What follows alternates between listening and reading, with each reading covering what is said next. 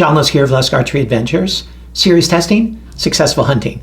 Okay, I've got another really cool, weird, innovative broadhead to test today, and you know how much I love doing that. And this is another one by SIK. So SIK has come out with some really cool designs, and this is their F3. Thanks to a buddy of mine, Jeremiah, who sent me a pack of these, I'm able to put them to the test. And I got to zoom on in here and show them to you because they really are crazy cool looking. But for all my tests, I'm using my Bowtech SR6 set at 72 pounds, and I'm using Bishop FOC King Arrows for most of the testing, but then for the really hard impacts, I'm using the Bishop FAD Eliminator. And I'm going to be using all the tests that I do for 2021. And for a description of those tests, please check them out in the description box below this video. I've outlined the different tests and why I do them and so forth. But let's see how this F3 performs. Okay, here's a good look at the head, and man, there's so much going on here. All right, let's break it down a bit. First of all, it's all steel.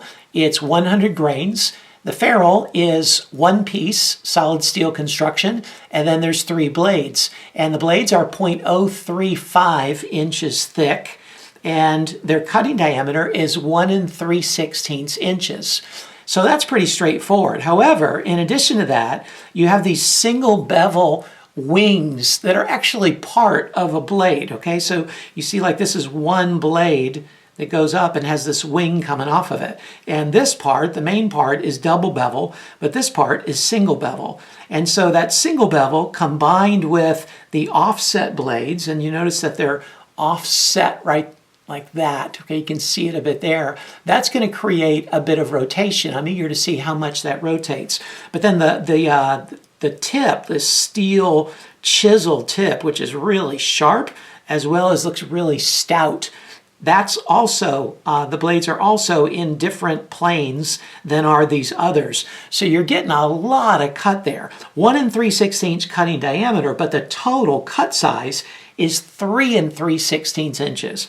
Man, that's a lot of cut for such a small, compact head. I imagine that, plus the offset blades, those single bevel wing butts there, man, that's gonna make a wicked wound channel. I'm eager to test that out and see how it works. Now, the blades are held in place by this really unique system here. It's got this knurled and threaded rear locking collar, and you just unscrew it, and then the blades will slide out. And then to get them back, and it's not super easy to get them back, okay? It takes a little bit of work. You just unscrew it, you slide them back in under this little piece right here, and then slide them up into the top of the ferrule, and then you lock it down with that rear locking collar. Okay, pretty innovative there. But let's see how this SIK F3 performs.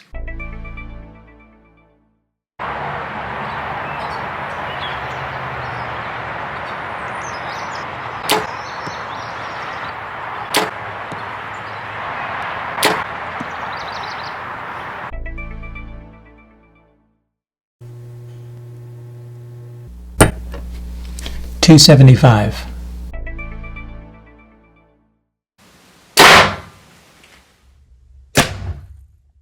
It penetrated right at 8 inches, which is pretty impressive given the total cut size that it has. And check out that wound channel. It's got a really impressive wound channel that not only is big and that it's cutting a lot of tissue, but you can also see that rotation in there. So that's going to be a difficult wound channel to close up in an animal.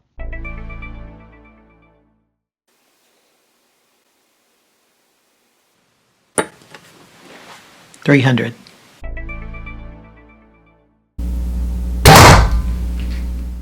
It penetrated through 42 layers.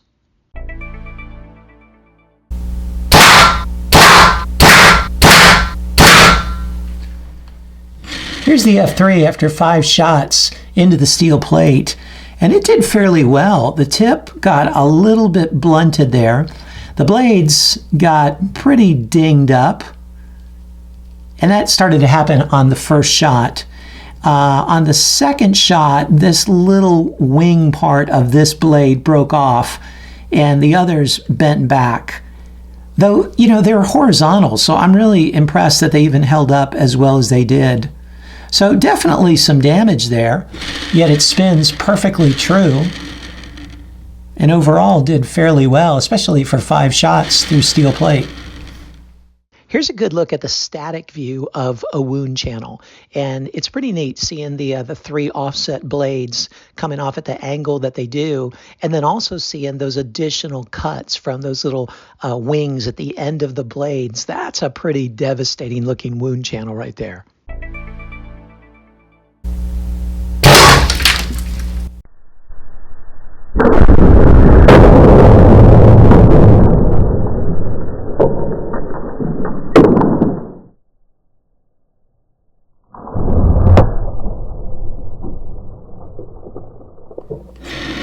Here's the F3 after penetrating into the concrete, and it penetrated very well into the concrete and stayed very intact. The tip is still in great shape. I mean, even the edges of the tip still are pretty sharp there. The only damage was one of these little tips, this extra cutting end butts of the blade, so to speak. One of those got broken off. The others are perfectly intact, and the head spins very well. So what do you think of the F3? You know, sometimes a head is really innovative to the point that it's just not good. Okay? It just doesn't work. Then there's other times that it's innovative in a way that it really does work. And this head is loaded with so many unique features that all seem to really work. So again, it's not perfect. No broadhead is perfect. But man, this is something really worth checking out. If you're wanting to cut a lot of tissue, this is something that can definitely get that job done. So check out the score sheet and see how it performed in the areas that matter to you the most. But I think you ought to give this head a look, give it a consideration. I think it's a great job, SIK.